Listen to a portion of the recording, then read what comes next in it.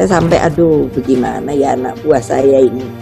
Sebagai anggota partai ngerti apa tidak ya? Anggota partai, apalagi petugas partai.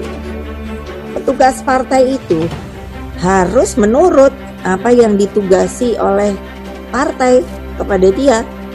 Ya harus nurut, harus tegak lurus petugas partai itu Pak, untuk yang tidak harus petugas partai harus nurut semuanya. Pak Jokowi itu udah ngono lho, mentang-mentang. Lah iya, padahal Pak Jokowi kalau nggak ada PDI Perjuangan juga aduh kasihan dah.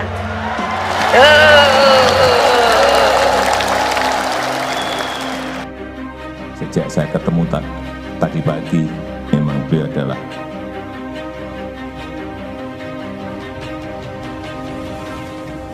auranya adalah sangat cantik sekali dan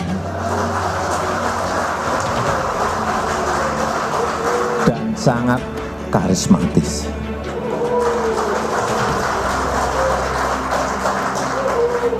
Ini benar dari lubuk hati yang paling dalam saya sampaikan.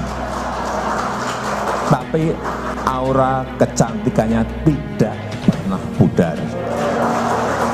Kita tidak boleh lagi membiarkan partai politik mengangkangi pejabat publik melalui kewenangan-kewenangan yang besar dari partai politik yang mengendalikan politisi dari belakang.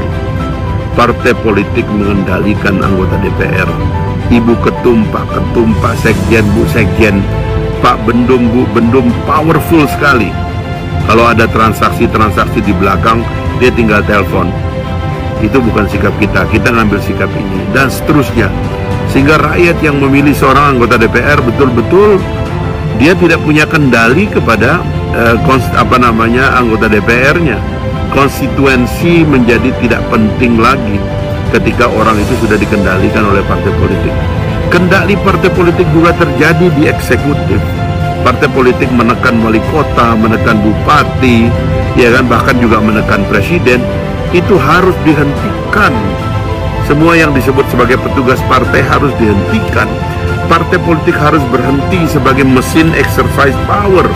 Partai politik harusnya menjadi think tank, menjadi pemikir yang memberikan kontribusi kepada pikiran bangsa, bukan kemudian yang mengendalikan wayang-wayang politik yang dipilih oleh rakyat ini. Saya menentang dikendalikan oleh partai politik. Saya lawan partai politik yang ingin mengatur pikiran saya. Saya lawan partai politik yang mengancam hanya karena saya bebas berbicara mewakili konstituensi dan rakyat saya. Partai politik itu adalah agregasi dari pikiran rakyat. Karena itu dia harus kembali menjadi yang mewakili pikiran, bukan yang mengeksersis kekuasaan.